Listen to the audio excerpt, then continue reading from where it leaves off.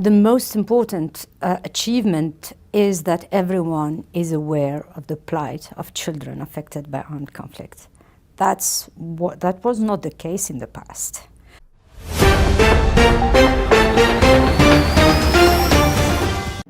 दो 2023 में भारत ने एक महत्वपूर्ण उपलब्धि हासिल की। यूनाइटेड नेशंस के सेक्रेटरी जनरल ने देश को चिल्ड्रन एंड आर्म्ड कॉन्फ्लिक्ट पर रिपोर्ट से हटा दिया। ये कदम कॉन्फ्लिक्ट अफेक्टेड रीजन्स में बच्चों की सुरक्षा के लिए भारत सरकार के प्रोएक्टिव मेजर्स के परिणाम स्वरूप आया। इससे पहले भारत को जम्मू और कश्मीर के अस्थिर क्षेत्र में आर्म्ड ग्रुप्स में लड़कों की भर्ती और उनका उपयोग करने के आरोपों का सामना करना पड़ा था।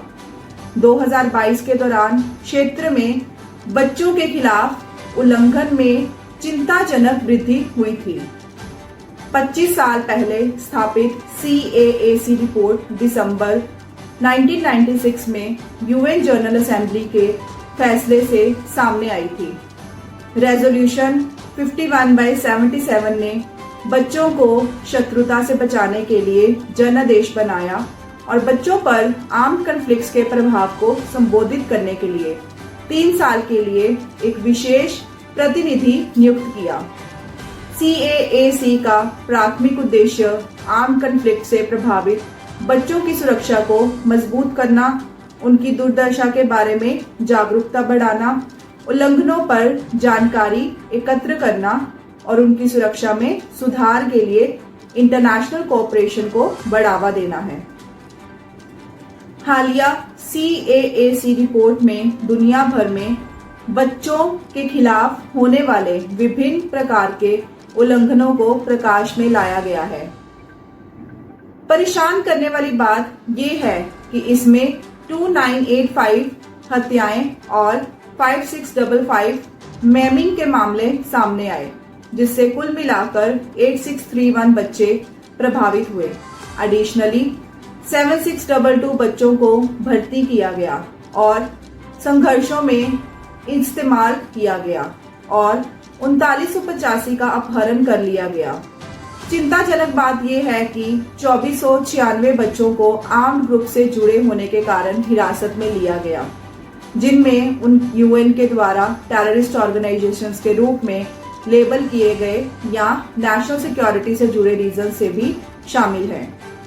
JNK की स्थिति से निपटने के लिए इंडियन गवर्नमेंट में बच्चों के कल्याण की सुरक्षा के लिए ठोस कदम उठाए। पहले इस क्षेत्र को इनफेक्टिव सिस्टम्स के साथ चुनौतियों का सामना करना पड़ा था, जिसमें जुवेनाइल जस्टिस एक्ट 2015 का गैर परिवर्तन और अपर्याप्त रूप से कार्यशील जुवेनाइल होम्स शामिल थे। हालांकि सरकार ने डिसिसिव एक्शंस के साथ प्रतिक्रिया दी, जिसमें जुवेनाइल जस्टिस एक्ट 2015 के तहत child welfare committees, juvenile justice boards और चाइल्ड केयर होम्स जैसे आवश्यक इंफ्रास्ट्रक्चर की स्थापना शामिल थी। इसके अलावा भारत सरकार ने बच्चों की सुरक्षा के लिए UN द्वारा अनुशासित कई उपायों को लागू किया। सिक्योरिटी फोर्सेस ने बच्चों की सुरक्षा बढ़ाने के लिए प्रशिक्षण कार्यक्रम चलाए और पैलेट गन्स का यूज सस्पेंड कर दिया।